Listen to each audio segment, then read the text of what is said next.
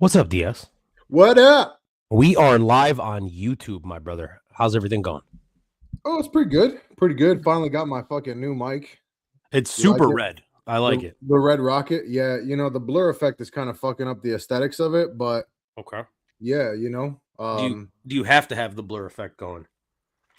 I guess I don't have to have the blur effect, but that's kind of my thing. I don't want people to see all my art and stuff back there. Smart. DS, the blurry guy. I feel that. I respect it. DS, we're here. We're not here to talk about microphones and blurry things, though, are we? No, we're not. But you know what? You should put our names down so people stop calling me Diaz. Yeah, I don't fuck with that. What's up with that, bro? That's like this new I trend. don't know. Look at that right there. DS, bam, bam. There Simple. you go. Simple to the freaking point, but it goes away as soon as we press it. Bop and squish kind of Look, thing. peep this. As soon as we press something like the 10, it's gone. Yeah. That's the problem. That's the freaking problem. That's all right. Well, that's kind of fucked up. Why can't I just stay there? But yeah, I don't like. What's up, guys? What's up, everybody? Let's go. Got a whole 5 people in here. DS, I just posted to Instagram that we are live. Hopefully, they start coming through. We've had a couple of fun streams these last few times. By the way, shout out to everyone in the chat. If you're here, say what's up. Tomorrow, DS, we haven't announced who, but we have an interview tomorrow with a fighter. Yeah. What time is that again? I think noon. Noon. I think it's at noon, but I messaged them right before we hopped on stream. We'll see if Why can't we say who it is? You don't think we can say right now? I don't like to do that just in case it doesn't happen. Then we look like assholes. You know what I mean? Why don't you just? All right. Once we have at least 10 viewers in the chat, I feel like, or in the live, just say it. And like if it doesn't happen, it doesn't happen. Like it's not like we don't have any credibility. We've interviewed UFC fighters before. Sure, but regardless, we got that interview lined up for tomorrow at noon. And then Saturday, DS, it's been popping. The pre-shows have been popping. We're about to do the earliest pre-show we've ever done. This card starts at noon Central Time. Pre-show is about to be at fucking like 10 a.m. our time. So get up, have a cup of coffee. I forgot about that part. I was about to say, like, you know what? I think I'll actually be able to make the pre-show this time.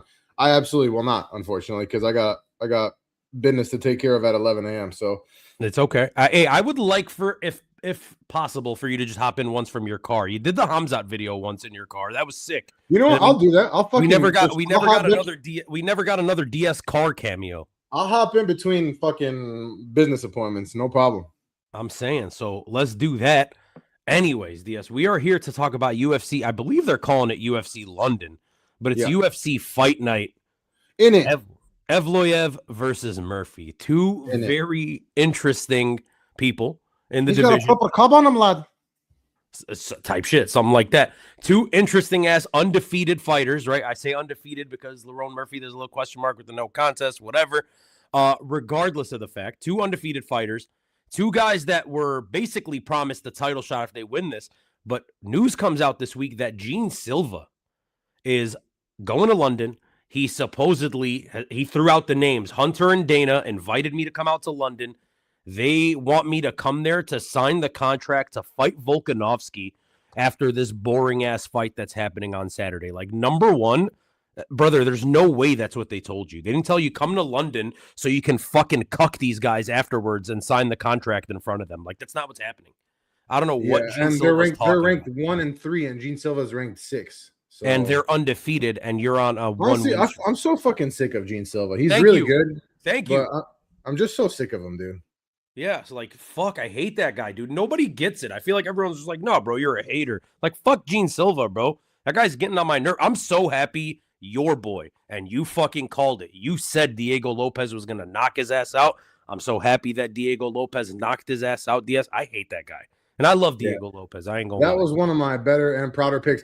I just want to say, though, I only missed 2 fights. I only missed 2 fights last week. You did. So you did. For what that's worth, redeemed myself after last card. You only missed what, 3, 4?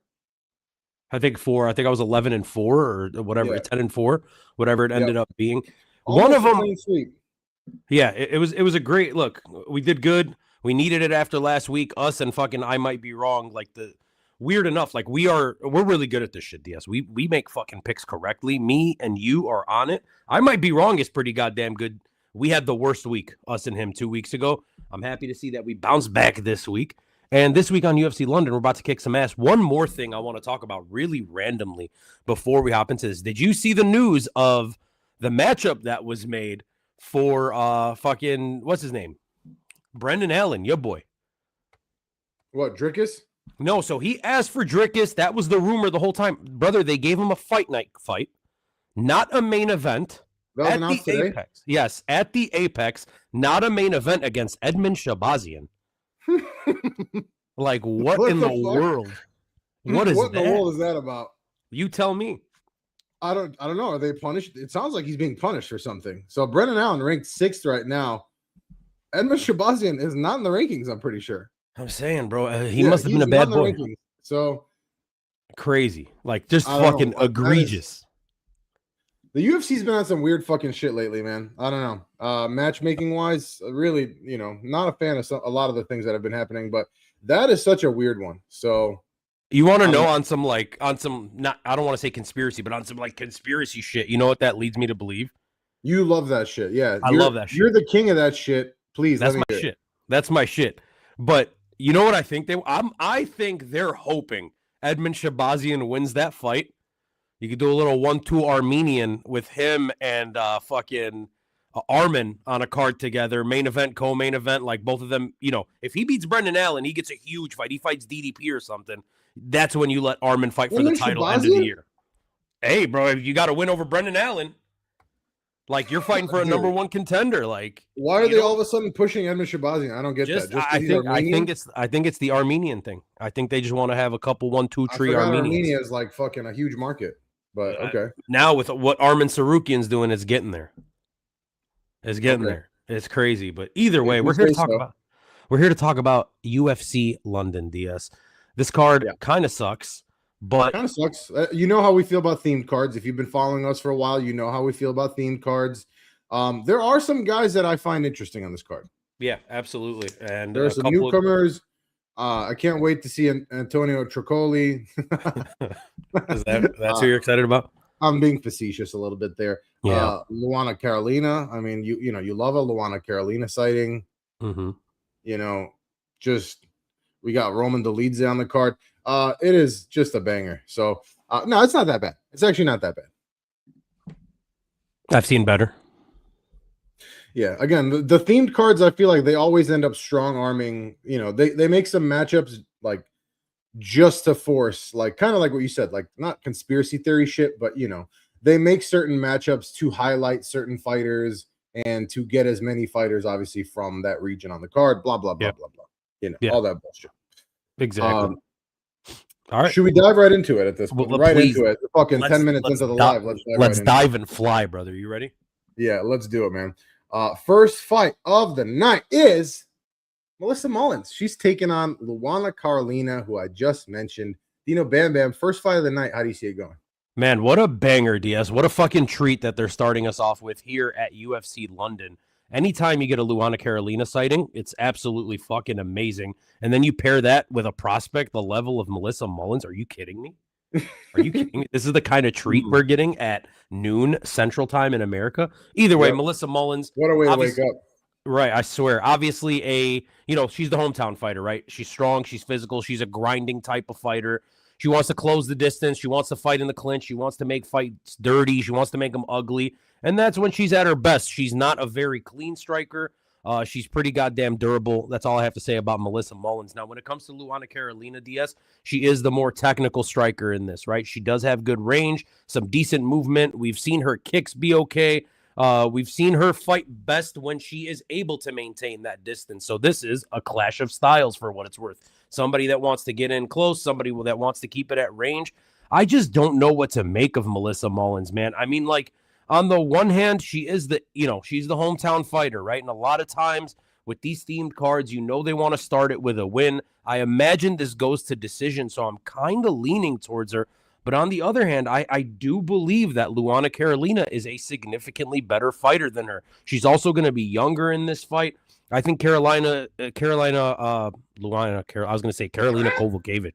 Luana Carolina is going to keep the distance. She's going to win this fight 29-28, a close one.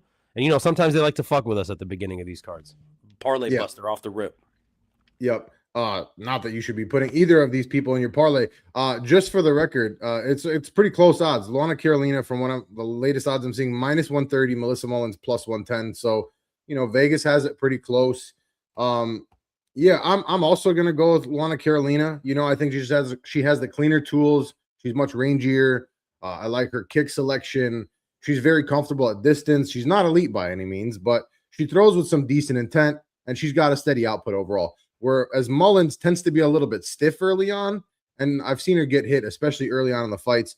Grappling is obviously Mullins' biggest edge here. She's very physically strong. I like her in the clinch. I just think, even in the clinch, I think Luana Carolina's length is going to be able to kind of keep Melissa Mullins off of her in those key moments. Luana Carolina, obviously a lot more UFC experience as well. I think that's going to come into play. She's fought better competition.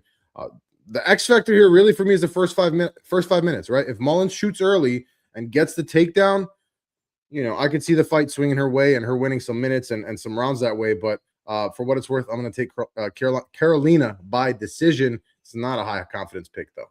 I love some of the words you threw in there. Stiff, strong. I'm not going to be stiff or strong during this fight, DS. I don't really particularly like the look of any of these ladies. You also used the word edge in there, something I also will not be doing during this fight. Okay. And I just love that they're starting us off with 2 ladies fights. The second one being, what's better than that? Chanel Dyer versus Ravina Oliveira. And listen, if you haven't heard of Chanel Dyer and Ravina Oliveira, where are you at, though? Am I right? Yeah, how do you see this one going? No, for real though. These two, I think this is like an actual step up in competition from the last fight. Like, as far as just like viewership, 100%. Yeah, these are 2 actual like solid fighters. I like Ravina Oliveira, man. I think she's very solid. She's going to be the more experienced fighter in this one. She's very well-rounded, DS. She's comfortable everywhere.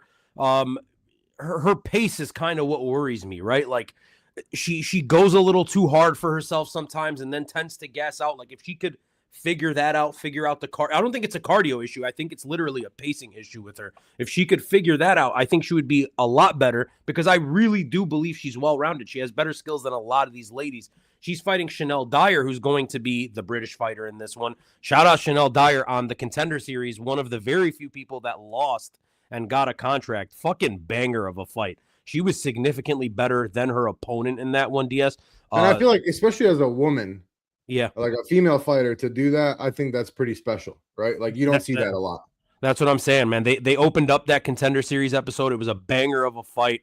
I see why the UFC wanted to sign Chanel Dyer. She's explosive. She's aggressive. She was really goddamn dangerous in that fight, especially early on. Lots of pressure, lots of power. She's going to push a very heavy pace. She's not as refined as Ravina Oliveira, right?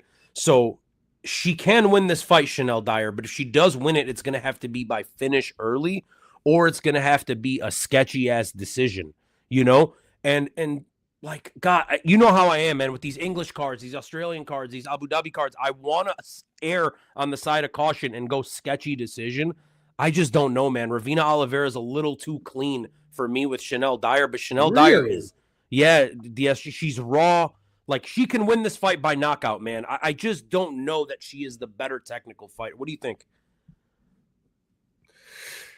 I mean, that's interesting that you say that, man. It really is. I know she's had a handful of knockouts on the regional scene.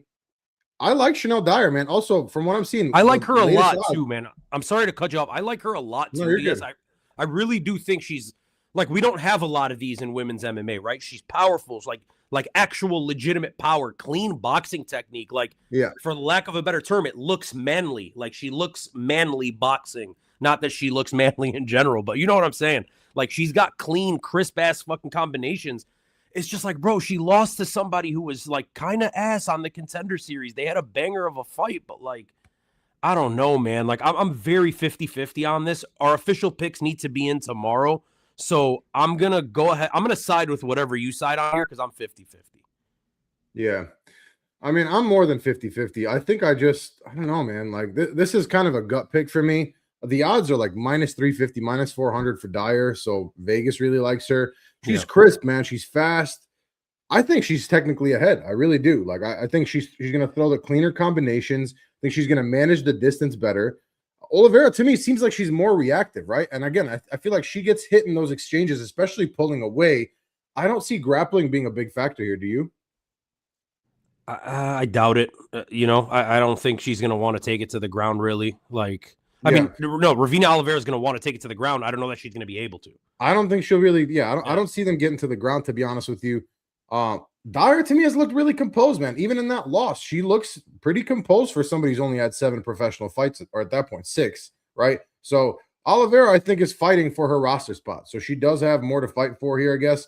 I think the X factor here is going to be confidence and composure. And I think Dyer just looks, even though she's pretty raw, like the more composed fighter here. And I actually do see her winning by decision. So for what it's worth, too, I think this fight to go over 2.5 rounds in general, minus 270. So I think either way it goes, I don't see a finish. Yeah, I'll side with you. I'm cool with taking Dyer in this one. DS, like I'm saying, very 50-50 fight to me, man.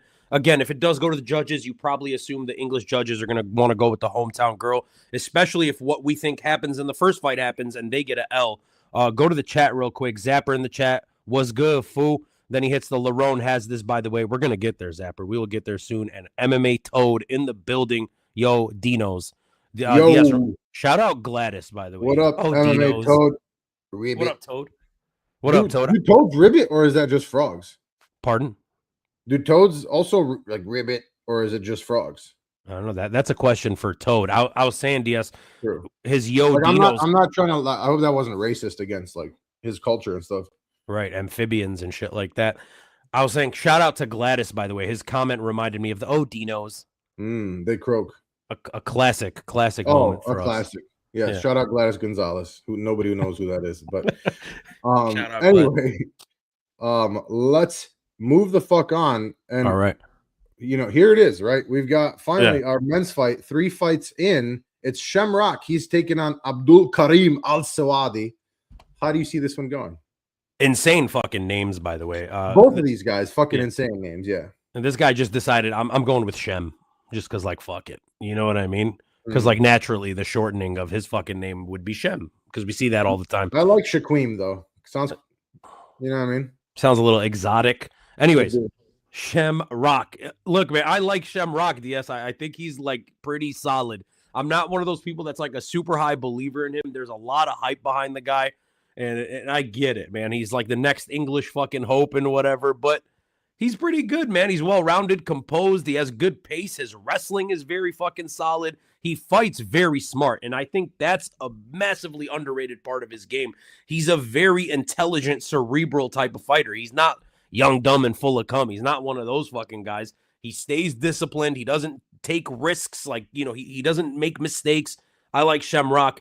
On the other hand, Abdul Karim El Sawadi, we've been saying it forever, man. Just really not UFC caliber, right? He's explosive. He's dangerous. He has his big moments. And yeah, he has his moments in the striking and the grappling. I guess a solid record, but like, he's just not that good, man. He makes too many mistakes. I think he's the perfect example of somebody that would dominate in several regional scenes, but just not be good enough for like that lower mid-level of UFC. Like, anyways, I'm going Shamrock. He's too clean for Salwadi. I think he's going to control this fight the whole time. 30-27, Shamrock. How can he be homophobic? His bitch is gay. Am I right? Hey, somebody tell Doja Cat. I'm trying to indulge in that. I love that. I agree with you, bro. I'm gonna go with Shamrock too. Al Sawadi, he's got legit power, right? Especially with that big looping overhand. He's absolutely dangerous early, especially he throws with nasty, dangerous intent, right? But Shamrock is kind of more uncomfortable in those extended striking exchanges, right? When people start putting together longer combos. So that is something I'm a little bit worried about. I just don't think Al Sawadi is kind of that smart of a fighter to be able to put that together, quite frankly. The grappling, big advantage for Shamrock here, in my opinion. That's like Shamrock's world here. If he gets in the top position, he's going to control and drain Al Sawadi's explosiveness. He's going to drain his explosiveness on top. Chill. Yeah, damn. Pause. Fuck. All right, pause. Yeah, look, I think we haven't really seen Shamrock fully kind of show his grappling in the UFC yet, right? So, it's kind of an unknown, but if you watch, his regional scene stuff, like the grappling is really good. Round 1 is the X factor here, right? If Shamrock survives it, I think the fight flips here, right? I think Al-Sawadi is really only dangerous in the first round here. I'm going to go Shamrock by decision. If you want to sprinkle Al-Sawadi by KO, I'm not going to hold you. I get it. All good. No problem. I just think Shamrock's the better quality fighter. Hey, I agree. Shout out PYK, Peter Jan's knee MMA. He says Abdul. Oh, shit. Okay. Hell yeah. He said Abdul Karim Al-Sawadi and his furniture started fucking floating, DS. That's what happened. That type of shit. MMA Toad says Cage Warrior Chad. And then he says young, dumb, and full of yum. Shout out Michael Morales. Hashtag Morales vibes. Man. Hey, I will say this, DS. One thing that we don't get enough credit for here at D107 MMA. We don't get credit for anything, so at all, literally. But between like your languages that you speak and the languages that I speak, we might be the best name pronouncers in all of MMA. I think we got the whole fucking UFC covered. We can pronounce everything. You think so? Yeah, and the next fight is going to test that for you, but not really. That. But not really. No, it might though. It might though. Let's find out. You're talking about Louis Sutherland. He's taking on Brando Pericic. You know the double the V on top of the C. It's a deeper C, like CH sound. You know the little C with the little grammar lesson here, right? The little line C is like a ch. So ch and ch. You feel me? Anyway, for the Slavs and Balkans out there, you know. Anyway, Louis Sutherland versus Brando Pericic. How do you see this one going? I love the fight. Look, you learn something new every fucking day, and then that's part of the reason. Dude. That's what I'm saying. Like and subscribe. Like, holy shit, wow. Anyways, Louis Sutherland. That name I can say perfectly. He's a bar fighter, DS. He is super goddamn. He looks. These guys are both fucking ass, in my opinion. Just for the record. But look, he fights like he looks. Louis Sutherland. He's just like an aggressive, big fucking brute brawling guy, massive power. He wants chaos. He wants to throw heavy. He's going to be hittable as fuck, but he's bringing the pressure and he's fucking swinging. He's taking on Brando Pericic. Is that I just want to say he absolutely was at some point juicing. Which guy? Louis Sutherland. Oh, my goodness. Yeah. Like, without a doubt. I'm saying. Yeah. For Brando, he's the more technical between these two DS, but that's not saying much. He's not like an overly technical guy. It's a tallest midget in the room situation type shit, right? So he is going to be the cleaner fighter here. He's going to have the better fundamentals in this. I guess if they're able to make it out of the first 3-4 minutes of this fight, it probably they won't. I'm just saying, if it does, it fucking behooves Brando because he's the cleaner fighter between these two. I don't know. Gut pick, Brando, KO, round 1. Somebody's going down in this fight. Yeah. Look at the odds up for the under on this one, please. I imagine it's like -400. This is going to be a very low level heavyweight striking match which honestly doesn't mean that it's not going to be a fun fucking fight to watch, right? Like it could be an absolutely violent knockout. These guys are going to gas the fuck out. It's going to be an ass fight if it gets to the second and third round. I just don't expect it to get there. Both these guys are big as fuck.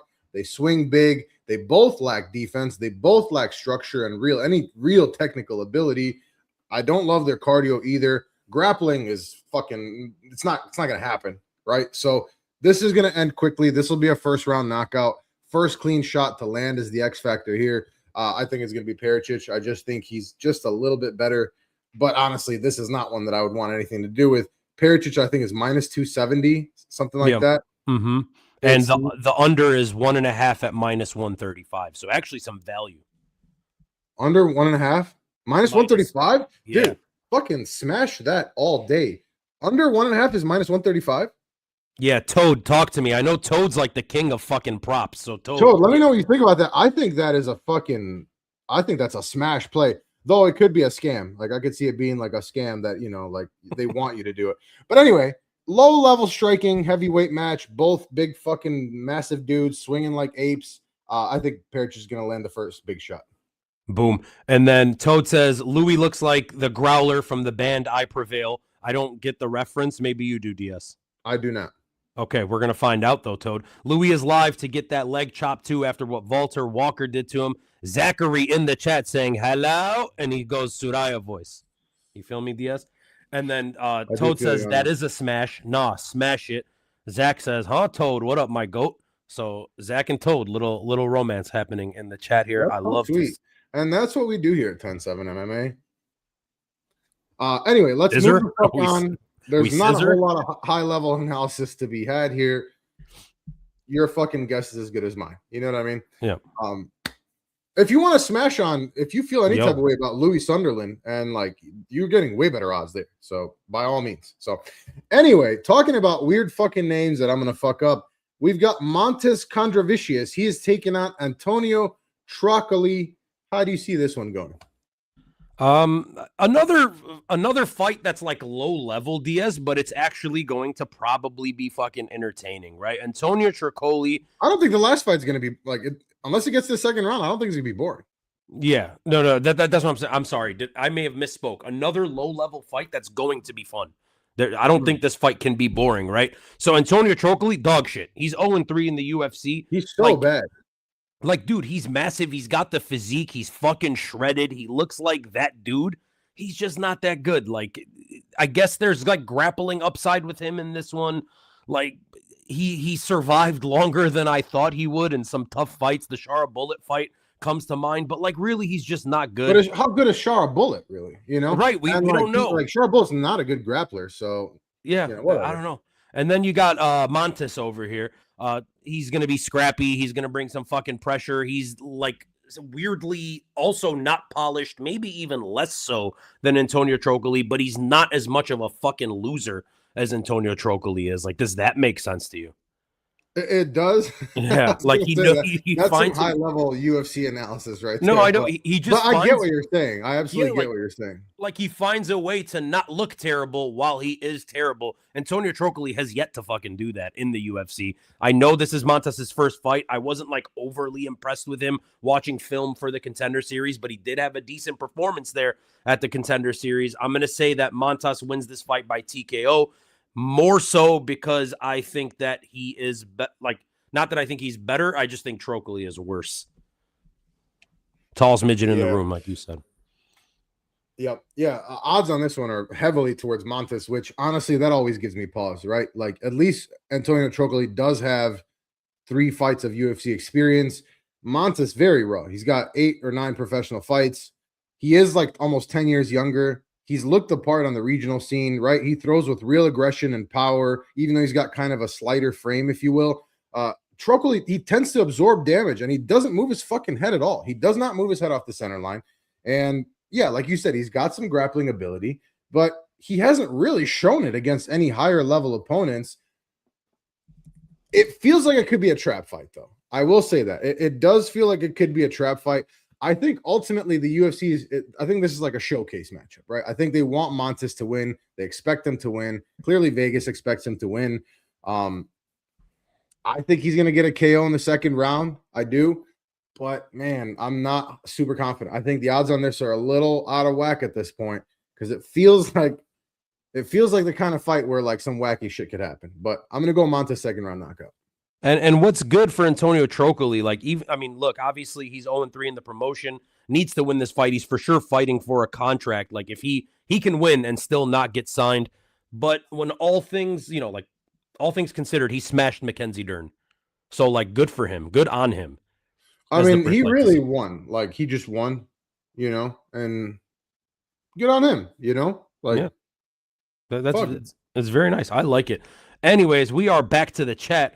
Zach says, Toad, what's up, my goat? Which we already went with. Then he goes, Toad the goat after DBB and DA. Then he corrects it to DS. Even Zach's fucking your name up now.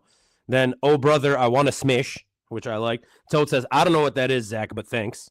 So they're not on the same boat there, DS. I feel like they're falling out now. And then a Zapper back in the chat. If Trocoli is fighting, I'll probably pick the other guy. Facts. Trocoli to get KO'd, prop always pays. Probably pays this time out again. He will get kicked after another KO, I think. Weirdly enough, like there's always a moment where you're like, oh, like in every fight, so he's like, oh, like he looks kind of decent, and then he just doesn't. Then he's dog shit. What is Trocoli good at? Asks Zapper. And that's the thing, not much. But he is good at pulling baddies. Pulled himself a Mackenzie Dern. Yeah. Remember how Mackenzie Dern just fucking gained an accent? Like everybody just kind of swept that under the rug. Remember how she's a fucking champion now? Like what world or what timeline did we fucking go down that Mackenzie Dern is a UFC champion? I mean, it makes a lot of sense. You thought it was gonna be Verna Janjanova, your girl, Man, you know? she speaking of, hey, he might have got Mackenzie Dern. He ain't pulling no Verna Janjanovas, bro. He Oh did it. shit. He Come sure on did now. it. Does Verna like dudes or? I think she likes ladies, but she seems like Mm, a nice, humble, like she's not one of the mean ones. You know what I'm talking about? You yeah, know what I'm yeah, I talking got you. I got you. I about. got you. I'm gonna leave that. I'm not gonna touch that one. Yeah. All right, let's move the fuck on. Next fight is Mario Pinto. He is taking on Felipe Franco. How do you see this one going? Bing, bang, bosh, DS. This is fucking Mario Pinto all day. Hey, Mario Pinto is the next Waldo Cortez Acosta. You heard Yeah, it here this is first. the lock. This is the lock of the card for me. And I know He I'm not going out on much of a limb at minus 550, but Hey, he's the you next know, fucking salsa boy. This guy is like solid, man. He's got good fucking power, DS. He's aggressive as shit. He brings like a real finishing ability. He's massive for the London fan base. And he had a great mic moment last time out, pretending not to speak English, tweaked Bisping out, who's spoken English to him. Then he busts out like a roadman's accent. You know what I'm saying? Like yeah, he's one of yeah, the men yeah. them. He busts out one of those. This guy's raw. Felipe Franco is also a dangerous fighter. He's got good power, but he's way too hittable for my liking. Mario Pinto is going to find the chin. He's going to find it quickly. He's going to have a big mic moment. And what the UFC is doing now with UFC heavyweights that are on a 1-2 fight win streak, these new guys, DS, that can that can fucking be fun on the mic, as we see what's happening with our boy Curtis Blades and Josh Hokett. They'll shoot your ass up the fucking rankings. Massive fight coming up for Mario Pinto after this one. Massive fight, a top 5 guy. Yeah, and I think that says a good amount about Mario Pinto, but really it says a lot about the state of the fucking heavyweight division in the UFC. I know we always rag on it, but goddamn it, what a fucking nightmare. And again, like some questionable cuts in the division. Mario Pinto is a guy that I'm actually somewhat interested in, and Yeah. I'm not just like forcing it. Like I feel like they often try to force these guys, like trying to make fetch happen, if you will, right? In the heavyweight division. I don't think that's the case here. I know, again, I'm not going out on much of a limb here. This is the lock of the card. Mario Pinto by first round knockout. He's aggressive, he's sharp, he finishes fights. Franco hasn't faced anybody close to this level, in my opinion. As far as grappling, Pinto's shown he can kind of mix it in, but I don't think you'll need to in this case. There's a pretty good experience gap here in terms of the opponent quality. I think there's also a speed and power difference. This is another showcase fight, right? So Yeah. give me Mario Pinto by first round knockout. And do you think, like, all things considered, do you think the Mendem will rejoice? Probably. Yeah, I would assume so. I would assume so. Probably. Zachary in the Let chat, them right? celebrate Eid. Celebrate. The trap's still jumping on Christmas Day. Yeah, You know what I type mean? shit. Right, Type shit. shit. Right. Chill out, DS, says Zach in the chat. Zapper, Jillian Robertson is the only women's MMA fighter I actually care about, and she'll be champ. Shout out Jillian Robertson. I fucking That's love weird. Jillian Robertson. Yuri, you read the name, DS. You see what he's trying to say with the name there. I'm just gonna call him Yuri. Hello, everyone, and then he shouts out Zapper. Zapper, yo, what up, Yuri? They're having a little bromance. That's so cute. Yeah, that's adorable. I love this shit, bro. I love when these guys like are friends with each other in the chat. Zapper, Josh Hokett is the real deal, though. Josh Hokett's solid. He's getting fucked up, unfortunately, by our boy Curtis Razor Blades, I believe. But that's another story for another day. Yeah, I think so too. yeah. All right, let's move on to another very fun fight, in my opinion. We've got Nathaniel Wood, and you know I love me some Nathaniel Wood. He's taking on I don't know how the fuck pronounce this one, bro. Losane Kita. I think so. All right. Yeah, look, Kita was the guy that the UFC had signed DS to fight Patricio Pitbull a while back. He missed weight. The UFC offered they told Pitbull you'll get 30% of the purse or whatever, fight him. Pitbull's like, nah, fuck that. I'm good. He was giving a massive opportunity to a very dangerous up-and-comer in his UFC debut. And then he's like, no, I'm not doing it. Like, be a fucking professional. They end up cutting this kid. And then now they've re-signed him, which was really surprising because I feel like when the UFC like has a grudge against you, you know how they're like, fuck you. Like once they say it's done between Dana, that's I feel like that's so like Dana White coded, like he's like the king of grudges. Like yeah, so I get it 100%. So I'm shocked to see him back in here, but he's the fucking real deal, DS. He's explosive, he's dangerous, he's got crazy confidence, man. He's lightning fast, crazy power, really good finishing instinct. He's intense as fuck. Like he's the real fucking deal. He's taking on Nathaniel Wood, who I also love. Shout out Nathaniel Wood. Very technical fighter, very well-rounded, very experienced, but not experienced enough, right? And we've always talked about that. I wish Nathaniel Wood would have He almost exclusively fights in fucking London. I'm saying 3-4 years ago, if you would have just took your shit a little more serious, started traveling in the world, like traveling the world, fighting across the world, you would have been higher up in the rankings. Look, he's a great fighter, Diaz. He's had some unfortunate shit happen to him.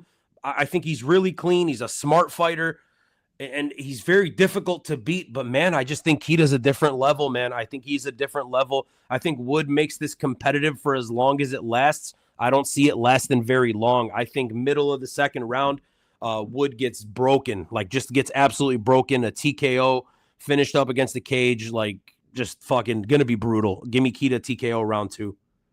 Yeah, I just want to say shout out Shiv Singh real quick. Shout out Shiv. Oh, is he in the chat? Yeah, he's in the chat. And we'll get to that in a second. I'm going with the underdog here, man. I'm going with the underdog here. I love me some Nathaniel Wood. I think he's just the more complete fighter, and if he fights smart, I think he wins this fight.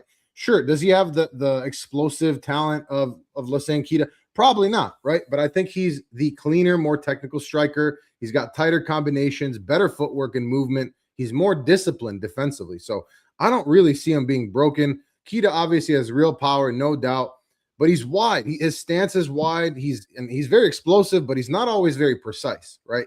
Not a high percentage play as far as the striking goes. He leaves opening in exchanges that I've noticed.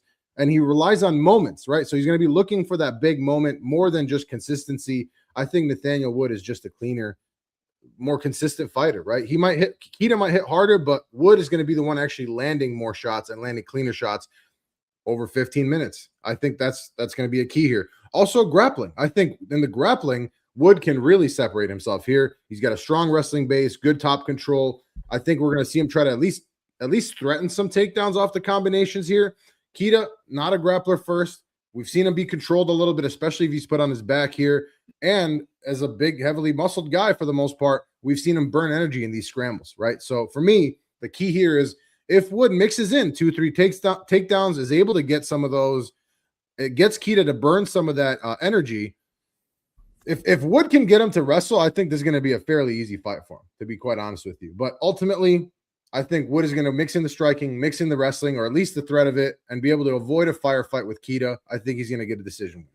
Yeah, I mean, we're going to have to talk about this one for the official pick because I'm like fully on the other side. Another thing to consider, DS, he's fully. This is going to be a tough one because I'm pretty confident in Nathaniel Wood here, and I like the underdog pick. He's actually undefeated. I know his record says 16-1. It was like a fluke injury seconds into the fight. He's a double champ at Octagon. Like it was a foot injury.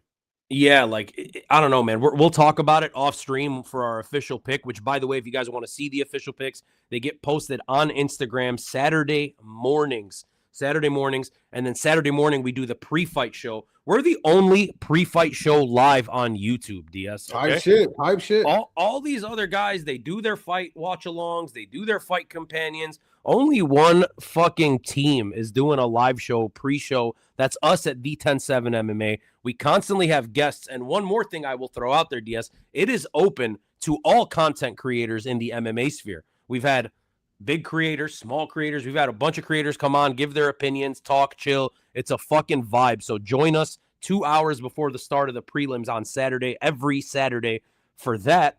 I'm excited about that. And we're going to have our official pick already, for this fight. One more thing, DS, we are in the double digits for viewers. So if you guys would like and subscribe, that would mean a lot to us. Tomorrow we are doing a fighter interview. Let them know. It'll be posted probably tomorrow night. And it is going to be us with a man who's fighting on next week's card, DS. Fan favorite fighter, Adrian Yanez. Yep. Shout out Adrian Yanez. That's going to be a fucking banger. I'm pumped for that. But yeah, let's hit the chat for a second. Where we at? Zapper says, hell no, he's going to show Curtis levels. Just wait and see. We'll see what's up. I might be wrong. What's up, boys? I got Nathaniel Wood in this fight. Keita leaves his chin in the air way too damn much. And then MMA Toad says, yup, drop some love, y'all. And then Giannis is dope. I got some good trading cards of his. You guys got all the fucking cards, Toad. Like, we're not going to talk about the other group, but I just see crazy shit posted in there all the time. It's wild how much memorabilia everybody's got, DS. Yep. Yes, sir. All right, we ready. Yeah, let's move on, man. Let's move on. I'm looking forward to that interview, though, for real, for real. All right, we've got another, kind of fan favorite British fighter here, if you will. Mason Jones. He's taking on Axel Sola. This feels like another kind of showcase fight. I know the odds are fairly tight on this one, but how do you think it's going to go? Yeah, I mean, Mason Jones to me, DS, he's like he's a heart kind of fighter. You know what I mean? He's just like one of those pressure and pace and gritty and tough kind of guys. And like, great, man, that can get you pretty goddamn far in the MMA sphere, as we've seen with a lot of fighters, right? But I also think there's like a fucking certain level that you can't get past when you're that type of fighter. And we've seen it in his 2 losses. Absolutely. Yeah. Yeah, we've seen it in his 2 losses for Mason Jones. When he stepped up in competition, Mike Davis, who I think the fucking world of, another guy that I just wish was what an underrated active. guy, and like a guy who I wish was more active. And like I know he's like getting up there now, but lately it's just been kind of shitty for him. But anyways, and then Ludovic Klein, like a tough fight that they Ludovic fought. Klein, an ascending Ludovic Klein, though, Yeah. Exactly, man. So I like Mason Jones, but Axel Sola to me, man, like he's the real deal. Like, I mean, I don't know if he's like the real deal in terms of like he's gonna be a fucking champion or something, but he's undefeated. He looked good in his UFC debut, man. Got a knockout, got a finish there for himself. He's sharp. He's a clean fucking striker. Good composure, nasty counter striking ability. Like, yes, he's untested in terms of level of competition versus a guy like Mason Jones. This might be the toughest fight of his career, but I just think he's a step above, man. I like Sola in this one a lot. I think he's just going to show that he is a level or 2 above Mason Jones. A clean decision, 29-28. Got it. I'm going to go with Mason Jones. I think for me, if you're going to bet on this one, the parlay piece here is really the over 2.5. I think this is almost certainly going to go to decision. I like Mason Jones for 2 reasons in this one, man. I like and look, it's not like a crazy high confidence pick because I still don't quite know who Mason Jones is in this level of competition, to be honest with you. So I expect him to push the pace and volume. If he doesn't, I like Sola, right? Sola is way more explosive. He's much more dangerous in bursts. As far as the grappling, I think Mason Jones definitely has the real edge here. I hope he leans into it, right? If he does, I think he controls the fight. I just, I don't know if that's going to happen. The other component that I like from Mason Jones here is the cardio. I just think, I know it's not a 5-rounder or anything, but even over 3 rounds, I just respect his cardio more. I think it's going to be a weapon as the fight goes on. I expect him to be the more aggressive fighter here. So for me, this is really a matter of, can Sola land a big shot before he gets worn down? I think Mason Jones has more ways to win this, man. I'm going to go Mason Jones by decision here. Again, not a crazy high confidence pick, though, to be honest with you. I wouldn't be surprised if he gets knocked out or if Sola just lands bigger, better shots and does more damage and ends up getting a decision either. So, yeah, to me, man, I was at the Jeremy Stevens fight for Mason Jones. I got to meet him. I got to meet his family at the hotel. Like, it was such a cool ass moment, DS. They were really nice people. It's just like, man, I don't know. Like, he kind of went to fucking war with Jeremy Stevens in 2025. And I know, I get it, man. That's why I'm saying I don't really know who he is. Like, I feel like I've seen flashes of who he could be, but it hasn't quite come to fruition. We'll see. This is an interesting one. This is one where I'm really not sure. What are the odds on this one?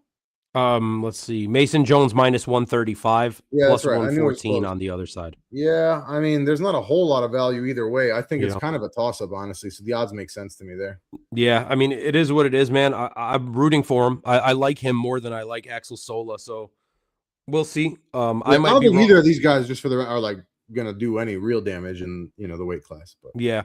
I might be wrong, says I got Jones TKO. Solo's last fight was an early stoppage against a way worse opponent. Yeah, Agreed. We'll see, man.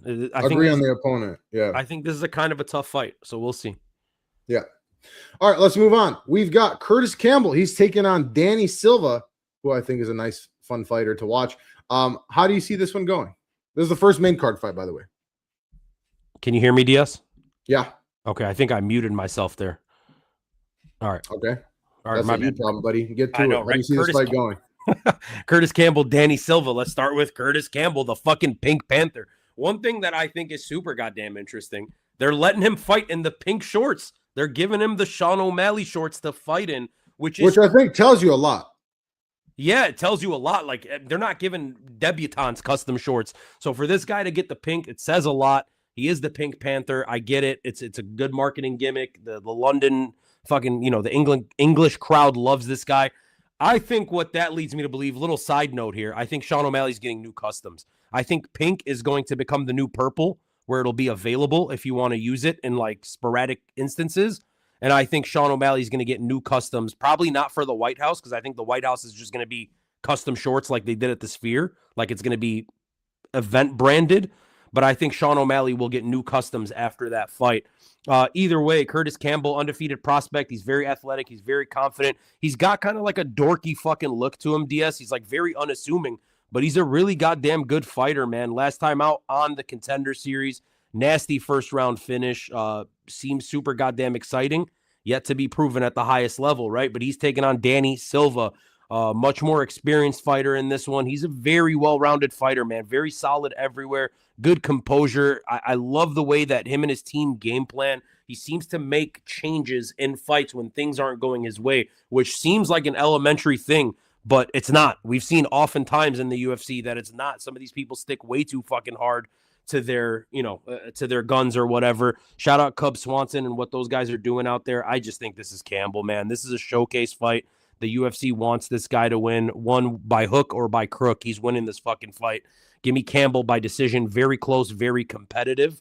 Might even be slightly controversial, but yeah, by decision, Curtis Campbell. Yeah, I like Curtis Campbell. I like Danny Silva too, as I preface, as I announced the fight. But yeah, for me, Campbell has more variety, and he's, again, very, like you said, very unpredictable. Silva's solid, but I don't think he's quite as dynamic here, right? Campbell, I think, has the edge in the grappling, but we haven't really seen it yet.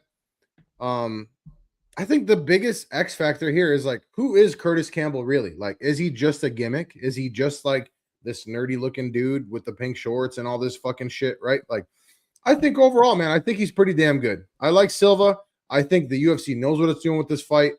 Even though Curtis Campbell's a bit of an unknown, I think he's going to win this fight by decision. I agree with you. I think it's going to be a close fight, but I think the UFC knows what it's doing.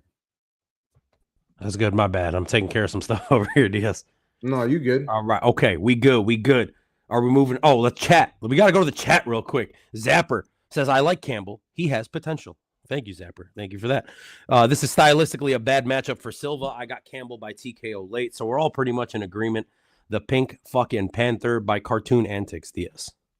Yeah. One more thing. Essentially. I think Campbell is a gimmick. I think he gets ranked at some point, but fails at the top 10. We shall see. But you might be wrong, Type shit. Yeah. So who the fuck really knows? Can we move on, DS? Let's move on. Boom. Next fight on the card is your boy, Roman Dolidze. He's taking on Christian Leroy Duncan. How do you see this one going? Yeah, I guess fucking Roman Dolidze is my boy since when? I don't know. I know you don't like him, so I just felt I know. I just don't like the whole situation with Cheyenne Velismus. Oh, God. Are we still on that? And, I don't like that. I don't like that. Very weird what's going on. Like, do your own fucking research and deep dive both of their Instagrams. You'll find something really fucking interesting. That is a wild ass like whole fucking situation. Also, like to get cucked by a guy like 4 weight classes above you is just like, fuck, dude. Like, what are you gonna do about it? You know what I mean? Like, yeah, you're both professional fighters, but this guy's better and heavier. So yeah, and then you'll see. I don't know. I'm not gonna get into it. You'll see some interesting shit going down their Instagram. That's all I'm fucking saying. Look, DS, Roman Dolidze, man, like, fuck, how do you get rid of that? Like, how do you get that last performance out of your fucking head? Right? That's the trouble I'm having. There was a time where I thought, I'm sorry to interrupt. There was a time I thought Roman Dolidze looked like one of the scariest guys in the division. There was. I mean, that was like, true. He genuinely looked like a fucking man, for lack of a better term. Like, you know what I mean? Like, he looked like he was fucking scary, dude. Like, looked like the striking was like kind of getting there, and then just super inconsistent. But anyway, I'm sorry. No, you're good, man. But I'm just saying I'm having a lot of fucking trouble, like, just getting rid of the image of what Fluffy Hernandez did to this man in a main event live at the Apex. He was fucking bullying him, DS. He literally, like, schoolyard bully, beat the fucking dog shit out of Roman Dolidze. He was taking him down at will, throwing him to the ground, and then, like, just bullying him. He was exhausted, and then he finishes it with, like, a fucking RNC where he's dragging him, like, across the fucking cage. Like, just mean shit. And I was like, oh, okay, you're getting fucking sunned. Like, that's embarrassing. Like, there's not many losses in the UFC that are embarrassing. This is high level. These are the best fighters on the planet. That shit was embarrassing. But for what it's worth, Roman Dolidze is a very powerful grappler. He's very fucking dangerous with the jiu-jitsu skills because he's not only is he good at jiu-jitsu, he's heavy on top when he's able to get top position on the ground. He can be slow. He can give up moments. But if he's ever able to find a way to get it to the ground, you're in trouble. What I've seen from Roman Dolidze, and I hate using this as like a insight to a fight, is he's a quitter, man. Like, I hate saying that about a UFC fight. I love using that as an insight. But like I think it means a lot. I mean, like, I find it it's disrespectful. It's offensive. I don't mean it to be that way, but I've seen on multiple occasions where I've looked this person in the eyes, like through my TV. I'm not in the fucking cage, but I'm saying, like, I've looked at his face, I've seen his eyes, and I'm like, oh, this guy doesn't want to be there anymore. Yeah. And then he loses those fucking fights. He's taking on Christian Leroy Duncan, who I think is also a bit of a fraud. Like, I'm not buying into CLD. I know he's flashy. I never did, to be honest with you. I never really did. I'm saying, like, he's flashy, he's powerful, and all that shit, and he throws these interesting fucking strikes, and they sometimes land, and when they do, there's power behind them. I question his durability. I question his heart as well. He's always one of those guys that will look pretty, like, on the feet, but sometimes he fucking lacks substance. To me, this one's very tough because if Roman Dolidze can get this fight to the ground, he's going to dominate CLD. But if he can't, he's going to get fucking chinned and give up. I have to go with Christian Leroy Duncan. I have zero confidence in either one of these guys. I hate this fucking fight. I don't like either fighter. Like, I like them both as, like, human beings. I'm sure they're nice guys. I don't like them as fighters. Give me CLD. Yeah, I'm also going to take CLD by decision here, but this is like as grappler striker matchup as it gets to me. So if the fight comes down to one thing, right? Can Dolidze get the fight to the ground? Oops. Well, there goes that. And if he does, can he keep him there, right? So Christian Leroy Duncan hasn't shown me like a whole lot where I'm like, you know, as far as the grappling goes, obviously he's a cleaner, longer, more technical striker. He controls distance. He wins minutes with volume. He's not like a huge power guy. At least in the UFC, he hasn't been. Dolidze is powerful, but he's sloppy as fuck. The striking is so sloppy. He gets hit entering. And that's kind of where I see Christian Leroy Duncan doing a lot of damage, right, on the entries. So with the grappling, Dolidze is always a threat, right? The subs, the control. He's not going to do like a whole lot of ground and pound damage, in my opinion. He's dangerous if he's going to get the top position. We've seen Christian Leroy Duncan with some improved takedown defense. That's really the key of this fight, right? Is how good is the takedown defense really? If it stays standing, Christian Leroy Duncan wins. If it gets to the ground, Dolidze wins. It's pretty straightforward in terms of, it's a simple one, right? It's a simple breakdown here. I'm going to take Christian Leroy Duncan too, man, but it's not a terribly high confidence pick. And I tend to side with the grappler in these situations, DS. And for what it's worth, we've seen Roman Dolidze be high in the rankings, which is a place that I don't think Christian Leroy Duncan will ever get. I just cannot pick Roman Dolidze. I don't know what it is. I'm probably going to flip-flop on this one. I think that's the deciding factor. I might too, but like the mental side of it is crazy. And like, I don't know. Christian Leroy Duncan's not a guy that's going to break you, though. Yeah, it's going to have to be one shot. He's going to have to find the shot. So I don't know, man. For right now, like a one-shot KO guy. So for right now, CLD, this might be a great underdog pick. What are the odds on this one again? It's pretty fucking drastic. Let me see. Christian Leroy Duncan minus 440.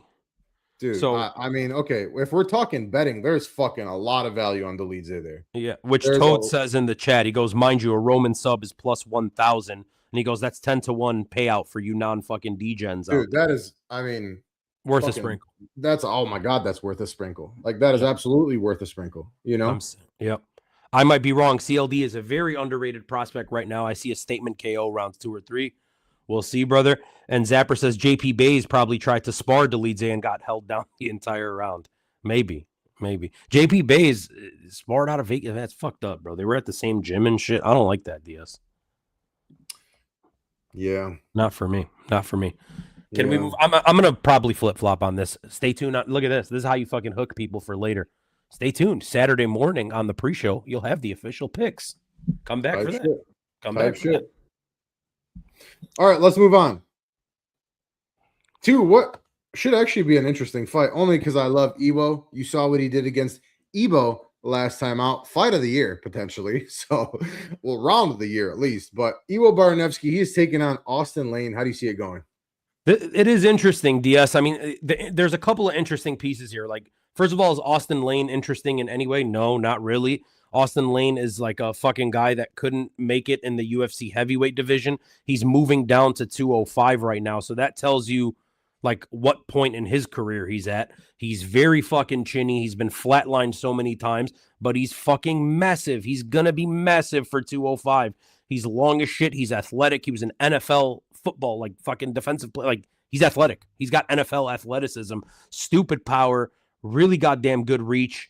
He's super inconsistent, but he's always a threat for what it's worth. He is very powerful. He's taking on Evo Baranowski, who is a much more like what a prospect, right? This is a prospect. Like this is somebody that people are interested in, especially after the fight that you mentioned in his UFC. Yeah, there wasn't a whole lot of defense in that fight, but fuck, was it fun? It was super goddamn exciting. Undefeated. If you're in the chat and you haven't seen that, go fucking watch that. Yeah, what are you doing? Go watch Evo Baranevsky versus Ibo Aslan because it's like 3 minutes. It's like 3 minutes and there's like 8 knockdowns and like 4 and 4 basically. Like they were trading knockdowns. That shit was fucking insane. God, that was amazing. Yes, like he's so much more of an interesting prospect. He's undefeated. He's powerful. He's aggressive. That last fight was so goddamn fun. The problem here, DS, is not that he lacks ability or confidence or skills. It's that he's fucking 6 or 7 inches shorter than Austin Lane. Like, that's a problem, man. I don't know about you. 6 or 7, 6, 7 is a lot of fucking inches, brother. That's like way too many inches. Yeah. You know what I'm saying? So I'm just saying, like, the lack of height is worrying me. The odds, I think, are crazy given that size difference. Minus 600. I'm going to side with the favorite. But, like, what are we doing, Vegas? I don't fuck with those odds. Give me Ewo by knockout if he's able to reach Austin Lane, which is a massive question mark because I don't know that he can. I think he can.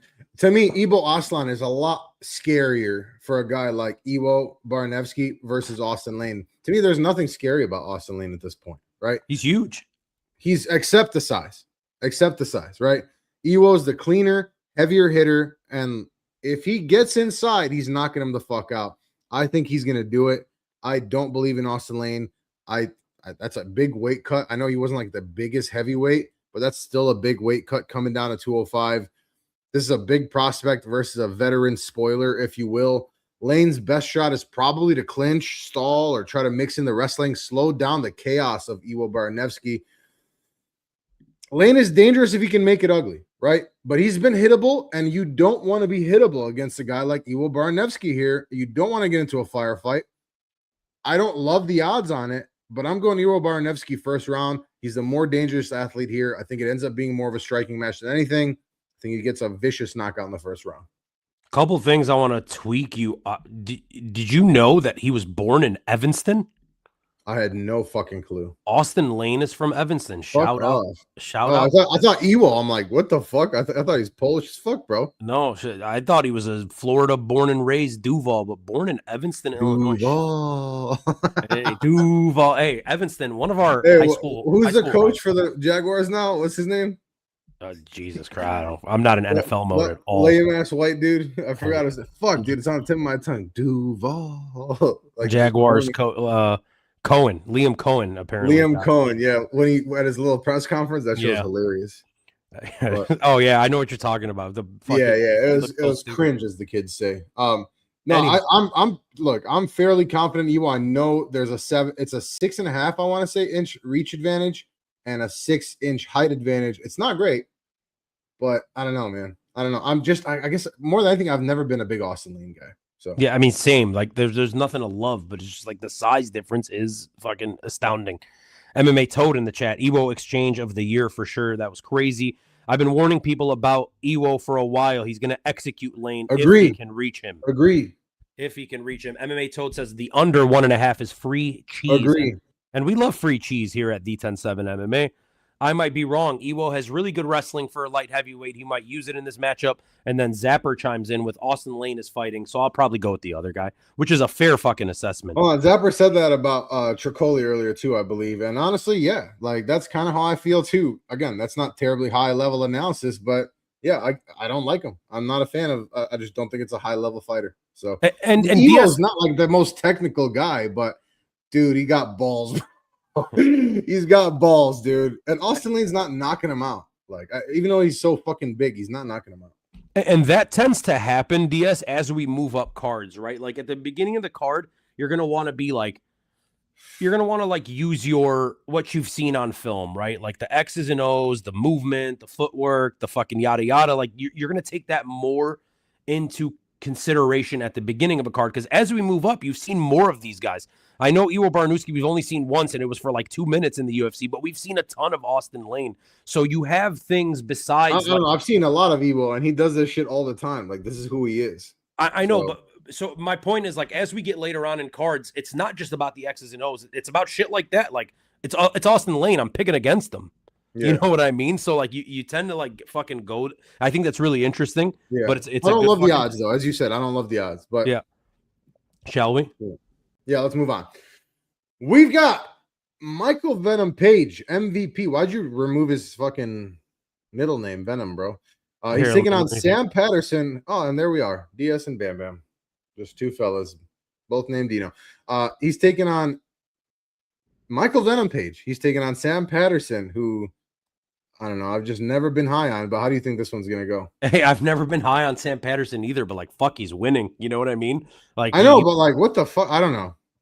Hey, it's I picked Yanal Eshmuz to beat him, which was like I know, me too. And Yanal Eshmuz was looking pretty good after that, which was such a good underdog pick.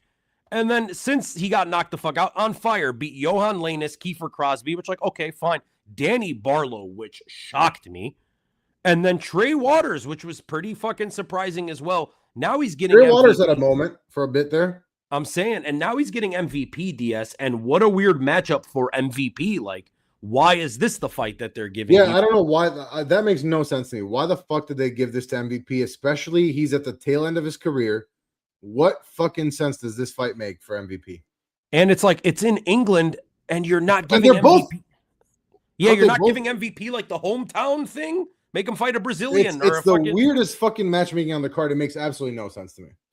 Yeah, it's super odd, man. Look, I mean, what is there to say about MVP, right? Michael Venom Page, we know the story, man. He is an elite striker. He is elite. He is elusive. He's unorthodox. Shit comes from super weird angles. At any moment, he can crack you and turn your lights off with a knee or an elbow or some spinning shit. He darts in and out DS faster than anybody I've ever seen. And it's crazy. Even at his advanced age. That's what I'm saying. And it's crazy because he's not a 125er. He's not a 135er. He's a big fucking guy. He's tall, man. And he moves in and out of range like flawlessly MVP. There are holes in his fucking game. And usually it's going to be in the grappling. I don't think really anybody is as good a striker as Michael Venom Page in the UFC, like skill for skill in the striking. I don't think there's many strikers at his level. He's taken on Sam Patterson, who in some ways is similar, but very different in others, right? He's going to be tall. He's going to be rangy. He is a very opportunistic striker, but he is going to struggle to reach Michael Venom Page because everybody has. So Sam Patterson's best way at winning this is either a fluke knockout or to use grappling because you're just not going to outstrike MVP. I have a feeling he's not knocking him out, bro. He's not knocking out. He's not fucking knocking out MVP, dude. That's what I'm saying. I imagine this fight is going to be a typical MVP performance where he stays at range. Yes, this is a taller guy, but that doesn't matter. They're the same height. He outstruck, I know, but I'm saying like a taller opponent than he's used to. But he outstruck Ian Gary. Like when they were on the fucking feet, like he has no problem fighting a tall guy, a short guy. This is such a weird matchup. I fucking hate it. And Sam Patterson while he has looked great and opportunistic in moments, I just think MVP is going to be on his bike too much, man. He doesn't get touched, DS. He does not get touched. Besides the one time he was flukily knocked out getting up, he does not get fucking touched. That was MVP vicious, though. That was vicious, though. Crazy. Shout out Lima. But yeah, MVP by decision, man. He's going to be on that bicycle. Yep. I saw MVP on an elevator once. That was Michael Venom Page? Yeah. Or Derrick Rose. Shout out the MVP. I saw MVP at a bar once. Okay. Sorry I said anything, bitch. No, it's just okay. We both seen him places. Look, dude, MVP is just levels above. Like, I don't understand this matchup. It makes no fucking sense to me. I get Sam Patterson has been a lot better since he moved up to 170. He first tried to bully motherfuckers when he's 6'3" at 155. That didn't work out, but levels above. Timing, distance, unpredictability, the ability to mix it up. To me, the only path for Patterson here is really to try to grapple and take MVP down. That's not going to fucking happen, bro. It's not going to happen. So, to me, like, Michael Venom Page is just going to outclass him for 2 rounds. I think he gets a knockout in the 3rd round. Yeah. I might be wrong in the chat. Says, oh, here, first, let's go to this one. Says, also one thing to note on that punch, he's going back to the Ewo fight, was that he ate a big overhand to the back of the head, DS. He fucking ate it, okay? Ewo's different. Dude, that fight was so crazy. I can't stop thinking about it. If we're ever out like at a fucking bar or a club, I want Ewo with us. Like, that's the guy you want fighting. Well, that's the kind of style of fighter. Exactly. Yeah, because like you don't want a technical fighter with you. You want a guy that's gonna fucking swing, dude. I'm saying. Then he says Sam Patterson was 6'3" at lightweight. That has to do something to him. Well, yeah, we'll see. I think they want MVP to lose. This I fully agree with. I think the matchmaking, it's in. I think the UFC is trying to just push Sam Patterson and maybe get MVP out of here. Dude, I don't know what. Crazy. What? Yeah. Like, I don't know why. No way, bro. I don't know why, but I feel. Remember the meme of like COVID era? I think it was COVID. Like, you're not that guy, pal. Yeah, like, he's not that guy, pal. He's just not that guy. We will see. Zapper says MVP probably his first KO win. Sam Patterson has some of the worst striking defense ever. Thank you. He's slow and he leaves his chin up in the sky as if he's an Old Testament prophet praying to God for mercy. Okay, Diaz? Yeah. So he doesn't wipe the Israelites out. So that's what's happening with Zapper. Zapper's getting philosophical with it. MVP KO round 2 after emoting in round 1 says I might be wrong. And then MMA Toad says he is out when he should be out often. There is a chance for Patterson to catch him, but damn, is he smooth. Probably try to push down MVP contract. It's got to be good. Yeah, it's a money thing. There's a problem with MVP because the fucking matchmaking doesn't make sense, Diaz. Dino, bro, okay. Let's just go through it. Comes into the UFC, Kevin Holland, right? And that seemed like a close fight. He pretty much outclassed Kevin Holland. Unanimous decision win. Lost to Ian Gary. Fine, no problem. Had a cup of coffee grappling Carlos Condit, which was fun. He actually won that, which I know it's not a UFC fight, but beat Sharyl Magomedov, beat Jared Cannonier. And then they're like, yeah, here's Sam Patterson in London? That makes no sense to me whatsoever. I fucking hate it. Yeah. I don't know. So I think it has to be like a contract thing. Like they want to push down his pay or some shit. Like the way his contract's written, I bet he's not going to lose this fight, bro. Yeah, I don't think so either, but I think they're trying shit. I think they're throwing shit at the wall hoping. Like, because at least if he wins this fight, then they can just be like, well, you fucking beat Sam Patterson. That's got to be racist. If you beat Sam Patterson, like, you know, you beat Sam Patterson. It's not like you fucking beat a number 3 ranked guy or whatever. And it's not racist. Okay, DS, you're fucking racist for thinking that. Okay. All right. Hey, shout out that Polish chick that got banned from Instagram. Oh, she got banned? Not banned. She got like suspended for 3 days or whatever. Who, the UFC chick? Yeah, the UFC Polish chick that you oh, I didn't know she got banned. That you always be yapping with. Hey, she's the one that's got the caked on makeup with the heavy ass Stop eyeliner. It. Don't be mean, DS. Somebody in the chat knows her for sure. We're not. Why is she not logging into our shit, bro? Why is she? Where's MMA Maddie when you need her? Right? We're always supporting her. She can't hop into a fucking stream, dude. Hey, I'm saying. You said it. Anyway, let's move the fuck on. Which is the weirdest fucking co-main event you'll ever see. Like, you know, I guess it's Luke Riley versus Michael Aswell Jr. Yeah. Does that get your dick hard? Does that do anything for you? It moved a little bit. Did it? Tell me about it. How do you see it going? Look, we know what this is. This is the UFC wanting to fucking push Luke Riley, right? Let's not get it twisted. This is one of those Liverpool guys. He's fucking Paddy's dude. He's undefeated. He's got a proper cob on him, lad. Type shit, a chicken and a koch, and you'll never stand alone. Chicken and koch, yeah. And hey, last fight, him and Bogdan Grad, by the way, I love that fight. That was such a fun fight. That was such a good fight. Shout out Bogdan Grad. The UFC cut him, which I get it, man. Like the I don't get it. But that's a guy that deserves to be here. He's a fun. Do you want entertainment or not? Fuck off. Like I'm saying, man. But Luke Riley, undefeated prospect, very well-rounded. Diaz, very composed, super goddamn technical. He looks like he's improving, man. He is a legitimate prospect, and that thing is what lets me know deep down that a prospect is legitimate as opposed to just hype. It's seeing improvement each and every time. And Luke Riley has improved each and every single time that I've ever seen him. He's taken on Michael Ashwell Jr., an okay fighter, a tough, experienced guy, a gritty, durable kind of dude. But come on, bro. There is levels. Like, this fight is fucking levels. I like Michael Ashwell. I love minus 230 on Luke Riley. Again, he's the home fighter. If it's close, they're not going to take his O away in London against an American. Stop the fucking cap. This is Luke Riley all day by decision. He's the cleaner fighter. He wins this one. Let's move on. Yeah. Yeah. I can't stop thinking. I feel like Luke Riley, Luke Raley from the Mariners, Seattle Mariners. That's kind of what that keeps reminding me of. Yeah, look, this is another showcase fight, right? When with these themed cards, we see this more than the regular cards, if you will. Minus 230, I think, is even generous. Riley throws with power and pressure. He's got a very fan-friendly style. That's why he's a fan favorite. The grappling, I think it's mostly going to be used to set up the ground and pound. I don't think it's like, can Ashwell survive the early pressure? I don't think he can. I think we're going to see Riley knock him out in either round 2 or 3. I guess I'm going to go round 2. Yeah, I think this is just kind of tailor-made for him, right? I'm not a big Michael Ashwell believer. Like you said initially, the undefeated Luke Riley, I think he's just going to end up getting the knockout here. Shout out Cal Riley from the Mariners. Big dumper. He looked fucking terrible in the World Baseball Classic. He looked so. And why was he being such a fucking bitch, dude? Why was he being such a little bitch to his own teammaats? Yeah, I don't want to talk about it. That was so weird. And yeah, the USA lost to Venezuela. So, that was basically the custody of Maduro match. Is that what they were calling it?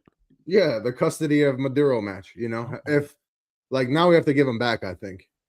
I don't know if Trump's going for that, to be honest with you. You know what I mean? He's like not the type. Like, if we would have won, he would have talked so much shit. He's never going to mention it. Yeah. I hope everybody's looking forward to $6 a gallon. Gas coming up. Gas prices are skyrocketing. No. It's fucking crazy. It's we're gonna be fucked. We're all fucked. 200 billion into the war. Anyway, this is not a political show. Let's move on to the main event. Whoa, real quick, chat. Yes, come on. We got people here. Zapper says Luke Riley will get fraud checked early on in his career. He is, however, going with Riley. I might be wrong in the chat. Riley is good, but the division is too stacked. He wins this one, though probably TKO late. So everyone's riding with Riley, but nobody's really believing him as a prospect. And that's fucking interesting.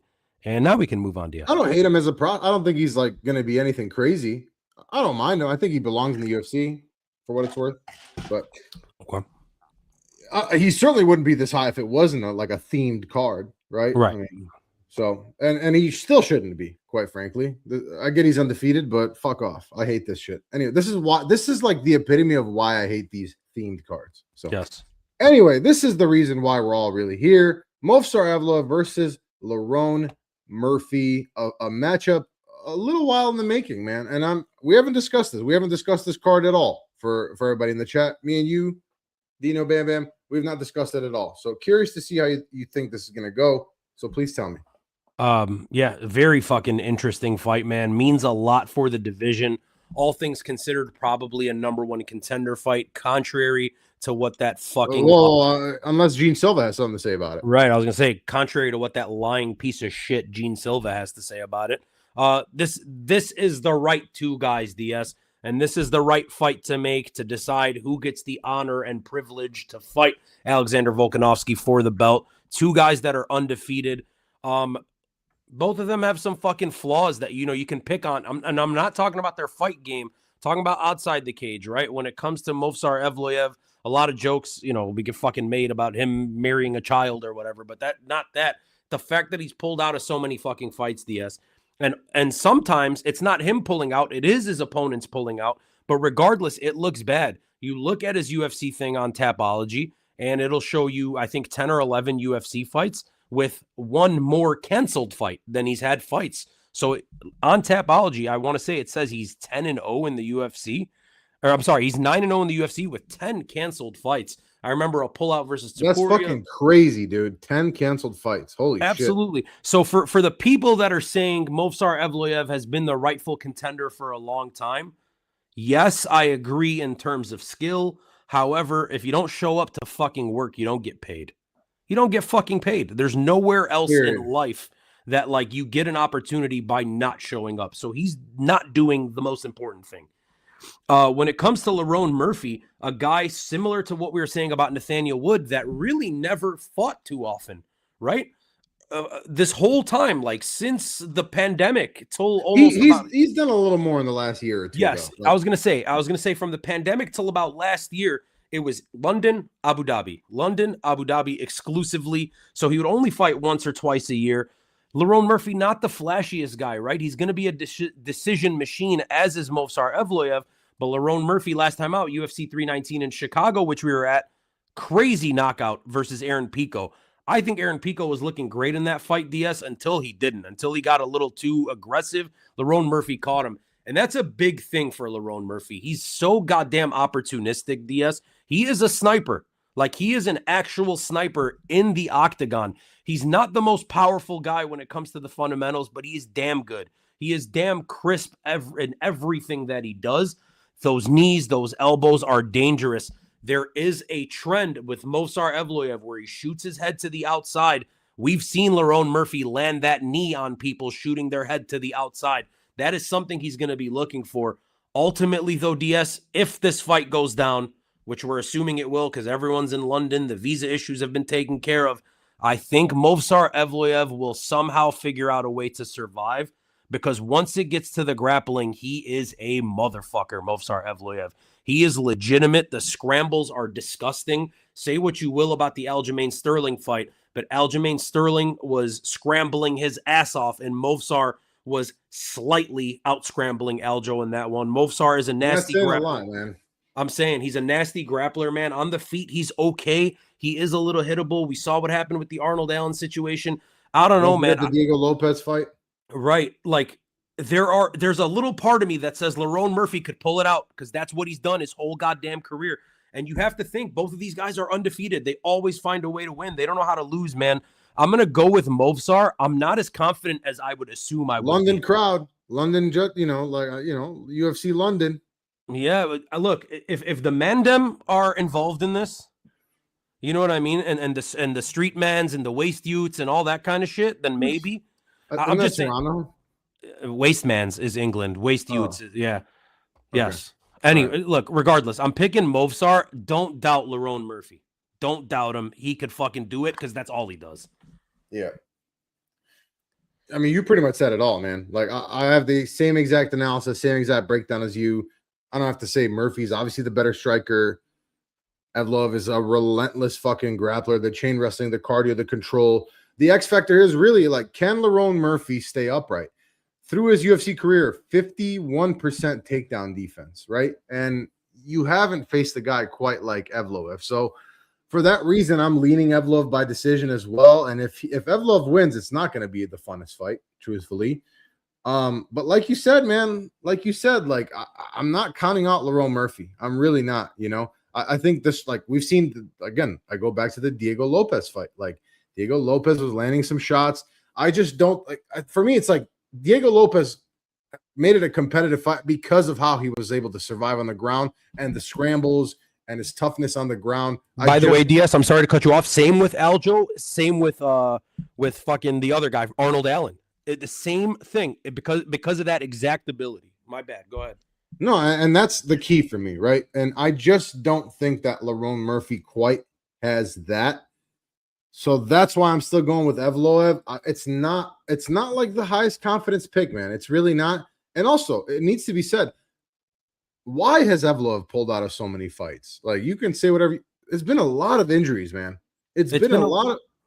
It's been a lot of injuries, and another thing that needs to be mentioned, man. Like, people are making the jokes this week about steroids because you've seen the pictures. He's looking shredded. According to him, he just does 1,000 push-ups, though. I know, but he's on his One Punch Man shit. But you remember when I saw him in Chicago and what I told you he had in his bag, right? And I'm not gonna fucking expose that on here, but you remember that.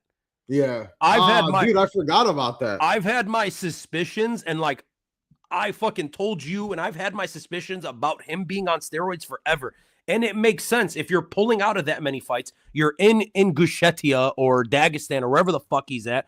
USADA and the UFC are not going out there to test these people. And if they are, how the fuck are they going to find them? Like, you know what I mean? Like, it's a different also, bro, the half-life of these steroids isn't like it. They all vary, but there are plenty of them where the half-life is like 2 weeks, 3 weeks, a month.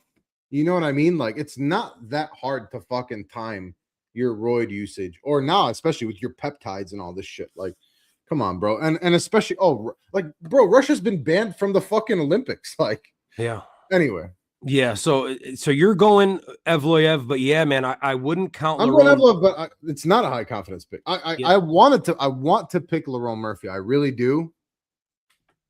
I just can't right now. I want to, though. So let's go to the chat real quick. I might be wrong. Says Lerone Murphy split decision. Also, you have to think he TKO'd Movsar in sparring with body shots, which was true. We did see the image that he posted online. I wonder if that's going to influence the fight. Zapper says, I think Murphy's boxing is crisper than Allen's. 100% agree. So Murphy will win those exchanges clearly, and he said he's coming out there to go nuts because Movsar won't give him forever to strike. The real question is, do you believe in miracles? Very interesting story with Lerone Murphy Diaz. He was shot like 3 or 5 times in the head. Like in the head point blank, and survived, which is why his nickname is in the head. Which is why his nickname is the Miracle. You know what I mean? So very fucking interesting. Don't let him bully his son. Don't let him. Hey, I'm telling you, Mendham, they're gonna be fucking going crazy, and this is gonna be nighttime. You think they will? Oh yeah, the Mendham love Lerone Murphy. Hey, I saw a meme that was like, it was like some dude looking like, what the fuck? And the meme was like Leon Edwards watching Lerone Murphy be black, a boring point striker, and like be British or some shit like that. And I was like, that's fucking perfect. I'm not gonna lie, he still pisses me off way less than Leon Edwards. Oh, Leon Edwards is infuriating. Did you see the way he looked at that PFL belt? Lerone Murphy doesn't get in his own way as much as Leon Edwards does, if that makes any sense to you. Leon Edwards is the fucking epitome of just like a person that fucking bothers me. It's just like so much wasted potential, and just like, you're such a coward. I don't know. I don't want to like shit on him too much. Shout out to Mendham. Shout out Birmingham. Don't let zinc roof, wooden shed, shit like that. You know what I mean? Type shit. The title belongs to no one. Look at me now. Shout out Thomas Shelby too, if you're talking about Birmingham. Shout out Birmingham. They used to be in the EPL. DS. They have fallen. And shout out Peaky Blinders. Shout out Peaky Blinders. Great show. Thomas Shelby, a good man. Murphy had good fights. So does Movsar, Murphy, Emmett, and I don't know what. That's way too many fucking names, Zapper. Whatever. Use commas, brother. Murphy had good fights. So does Movsar, Murphy, Emmett, and Movsar, Allen, and we were there for Lerone versus Pico. We were there for that. Lerone Pico. We were there. It was a fucking back-to-back spinning elbows, baby. That was crazy. Shout out Carlos Prates. Probably him, Hoofy. Him and Hoofy are my two. Dude, we were. Hold on. Yeah. Okay. Can I just say, we were at that card. It was the last 3 fights: spinning elbow knockout, lay on your opponent for 5 rounds. Just a straight fuck fest. Just that was the first time I've ever seen people having sex in an arena, and it was just like we were there. You know what I mean? They weren't even cute like that, my boy. I'm saying, right? I didn't want to watch that. We left. It was pouring rain. Fuck that. DS UFC London takes place this Saturday. Guess where it takes place? Let me guess, Princess. London? In London. That's right. It takes place in London on fucking Paramount, which has been a travesty. Paramount has been terrible. That's another thing. Oh, you were going off last week about that shit, dude. I hate it. Paramount. And you know, I will say, thank God, the one thing I was super pissed about originally is like they had no PIP. They had no picture-in-picture. Like, I couldn't fucking rot my brain and scroll while I, watched on my phone. At least they have that now. But anyway. At least they have that. Also, Lerone was starting to land on Pico before the KO. And yes, Pico looked great. Pico looked great for like 2 minutes. And then like you could see that Lerone was finding his way back into the fight. And then Pico got too goddamn aggressive and he got caught. Like, I feel like I read that fight perfectly. I don't know if it was the angle we were watching it from. Like, I felt like I saw every. I was so locked into that fight watching it live. That's what I'm saying. But either way, Saturday morning, guys, join us for you folks in England. Not in the morning, I guess, but it will be 2 hours before the prelim. We will be here doing the UFC pre-fight live party, which has been a fucking banger. I love that shit, DS. It's my favorite thing that we do. I know, man. It's unfortunate. It's in the middle of the fucking day, so I can almost never make it. But I know, but we'll get it figured out. Open to any content creators in the chat. I might be wrong's joined us. He's been here. Toad's been on it. So if you guys want to hop in. It's a fucking banger. Join us for that. You can also follow us on Instagram at the107MMA, same way that it's spelled on this channel and right there at the cool little thing at the bottom that we pay for. And yeah, that's it, DS. That's all I got, brother. What do you have?